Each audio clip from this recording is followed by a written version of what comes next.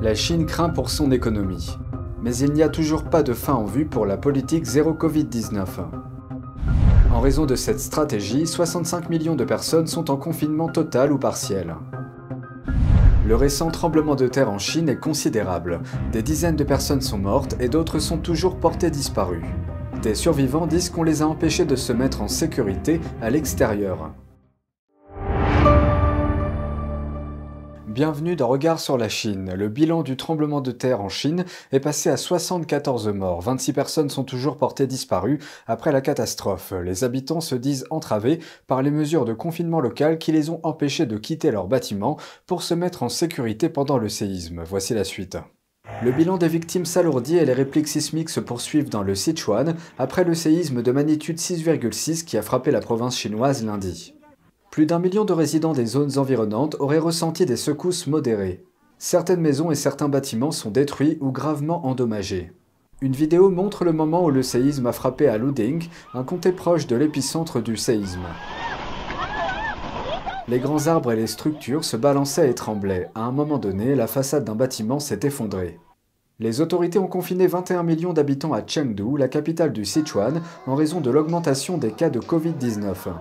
Cette vidéo diffusée sur les réseaux sociaux souligne la tension accrue parmi les habitants qui expriment leur frustration alors qu'ils restent confinés après le tremblement de terre. Sur les réseaux sociaux, un homme dit « Comprenez-vous la situation à laquelle nous sommes confrontés au Sichuan en ce moment? À cause du Covid, nous ne pouvons pas sortir, mais à cause du tremblement de terre, nous ne pouvons pas rester à l'intérieur. Qui peut nous dire où nous sommes le plus en sécurité? »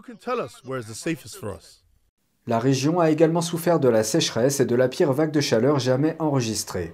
Et maintenant des conséquences d'un tremblement de terre mortel.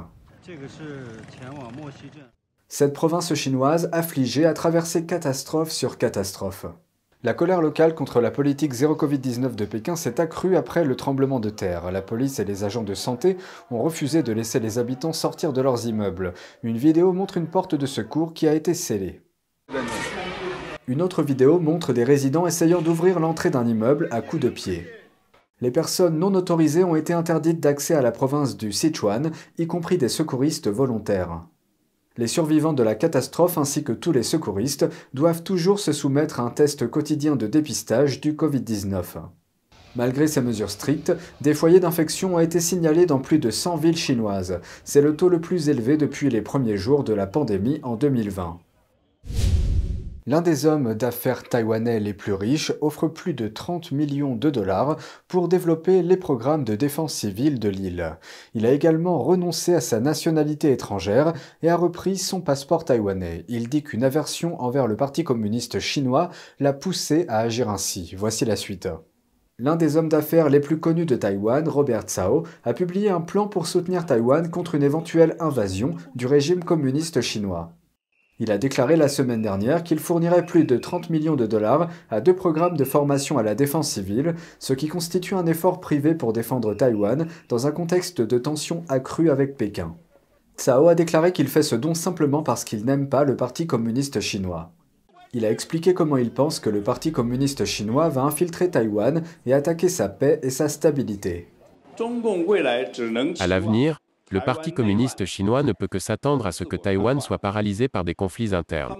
Ils financeront des hooligans pour semer le trouble partout, ou achèteront secrètement des célébrités et des politiciens corrompus à Taïwan pour répandre le défaitisme et l'abandon, saboter l'unité du peuple taïwanais et affaiblir son esprit combatif au moyen de rumeurs, de provocations et de calomnies.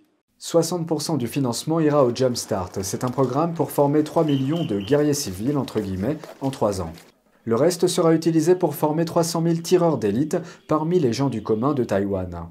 Vêtu d'un gilet pare-balles, Cao a déclaré qu'il avait renoncé à sa citoyenneté singapourienne et qu'il est désormais citoyen taïwanais à 100%. Ce n'est pas le premier don que l'homme d'affaires fait à des fins similaires.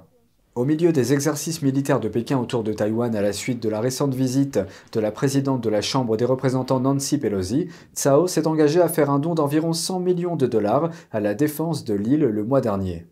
Pékin considère Taïwan comme faisant partie du territoire de la Chine continentale et n'exclut pas de recourir à la force pour placer l'île sous son contrôle. Taïwan n'a jamais été gouverné par le Parti communiste chinois. Cao dit qu'il a déjà vu la Chine comme un marché prometteur. Mais maintenant, il le regrette après tous les obstacles auxquels il a été confronté dans la gestion de son entreprise en Chine. Ce sont ses propos.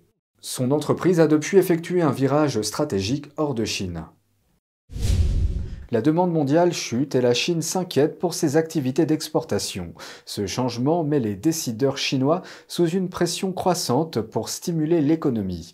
Mais il n'y a toujours aucun signe que les hauts responsables du Parti communiste chinois lèveront la politique zéro Covid-19 du pays et les confinements généralisés qui l'accompagnent. Voici la suite. Les chiffres du commerce ont soulevé de nouvelles inquiétudes pour l'économie chinoise mercredi. Les exportations et les importations ont toutes deux perdu de leur élan en août. Elles ont toutes été touchées par la montée en flèche de l'inflation qui a frappé la demande étrangère, tandis que de nouveaux confinements et des vagues de chaleur ont perturbé la production dans le pays.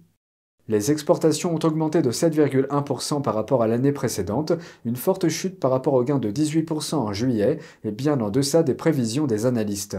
Les importations ont enregistré un gain de seulement 0,3%, également bien en deçà des prévisions.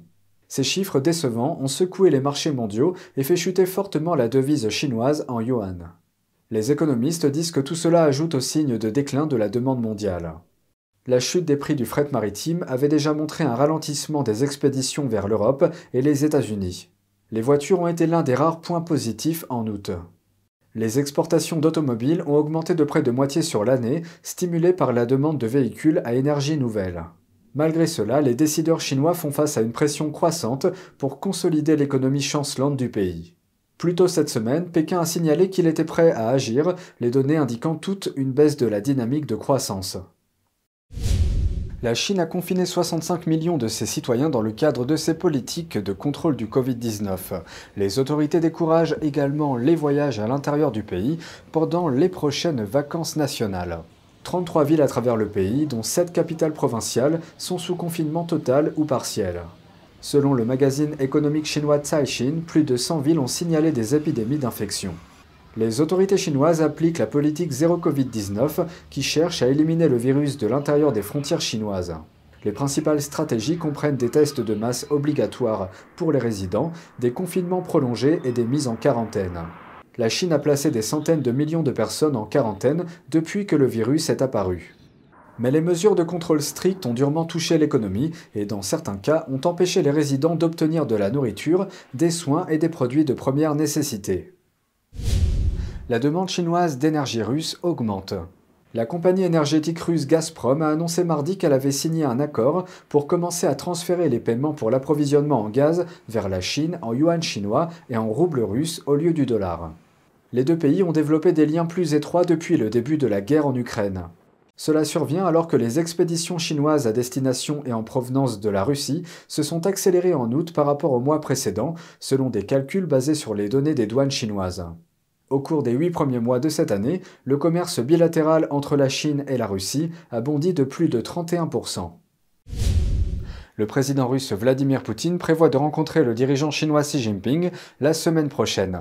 Les médias russes ont rapporté que la réunion aura lieu en marge du sommet de l'Organisation de coopération de Shanghai en Ouzbékistan. Le sommet commence le 15 septembre.